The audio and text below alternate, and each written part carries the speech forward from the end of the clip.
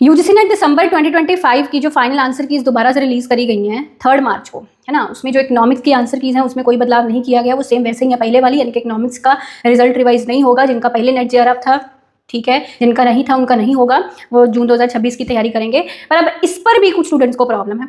इस पर भी प्रॉब्लम उनको ये है कि इकोनॉमिक्स की आंसर कीज में चेंज क्यों नहीं आया। देखिए ध्यान से एक चीज़ को समझिए, इकोनॉमिक्स की आंसर कीज में चेंज इसलिए नहीं आया क्योंकि हमने भी स्टार्टिंग में इस पर मेल्स वगैरह एनटीए को डाली थी। बट द थिंग इज कि जो आंसर में हमको प्रॉब्लम थी ना कि इसका आंसर ये होना चाहिए था, ये नहीं, उसमें क्या था कि वो आंसर क्लोजली रिलेटेड थे। दैट मीन्स एनटीए की आंसर कीज में जो आंसर दिए गए थे वो क्लोजली रिलेटेड थे, यानी कि लिंक्ड थे। ऐसा नहीं था कि वो आंसर्स गलत थे। हाँ, ऐसा बोल सकते हैं कि इसके अलावा अगर इस आंसर को, इस ऑप्शन को ऐसे लिखा होता तो ये और सही होता, हम ऐसा बोल सकते थे। उसमें मनरेगा वाला क्वेश्चन था, एक आध और ऐसा क्वेश्चन था, मैंने उस पर वीडियो भी बनाया था उस टाइम पर, कि इसकी बजाय अगर ये ऐसे लिखा होता ऑप्शन तो ज्यादा सही प्रतीत होता। पर ऐसा नहीं कि ये गलत है, ये भी क्लोजली रिलेटेड है तो इसको सही बोल सकते हैं। अब ये बात थी। अब इस चीज पर उन्होंने अगर आंसर कीज चेंज नहीं करी हैं, है ना, तो ठीक है, because option is closely related. और वैसे भी हमको यही देखना होता है कि चारों ऑप्शंस में जो पूछा गया उसमें से क्लोजली रिलेटेड क्या है।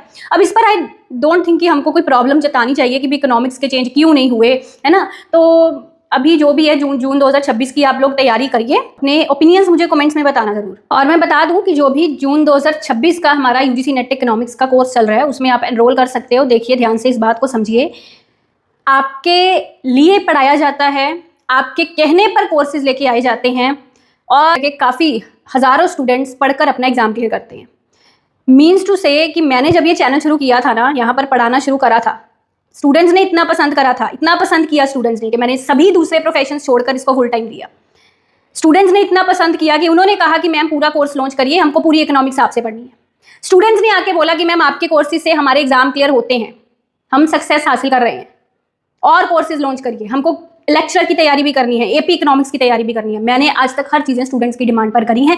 कोई भी हमने कोर्स लॉन्च करा है स्टूडेंट्स की डिमांड पर करा है। पूरी इकोनॉमिक्स की पूरी एक शेड्यूल्ड क्लासेस जो है स्टूडेंट्स की डिमांड पर ही हमने लॉन्च करी। और फ्री में यूट्यूब पर इतना कंटेंट डाल रखा है, इतना कंटेंट डाल रखा है कि भाई एग्जाम में कितने क्वेश्चन जो है वो बच्चे फ्री कंटेंट से ही ठीक कराते हैं। भाई इससे ज़्यादा एक एजुकेटर आपके लिए क्या ही कर सकता है, क्या ही कर सकता है बताइए।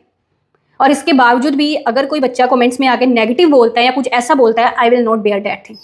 बच्चा आके जब बोलता है ना कि मैम आप पढ़ाना, इकोनॉमिक्स पढ़ाना कभी मत छोड़िएगा, आप ऐसे ही इकोनॉमिक्स पढ़ाते रहिएगा, तब दिल नहीं करता कि कभी इकोनॉमिक्स पढ़ाना छोड़ दें। पर कभी कोई बच्चा कमेंट्स में आके नेगेटिव बोलता है ना, जिसने कभी मेरे लेक्चर सुने नहीं है, देखे नहीं है, मुझे जानता नहीं है, समझता नहीं है, आके जो मर्जी बोल रहा है, तब ऐसा लगता है कि छोड़ दे पढ़ाना।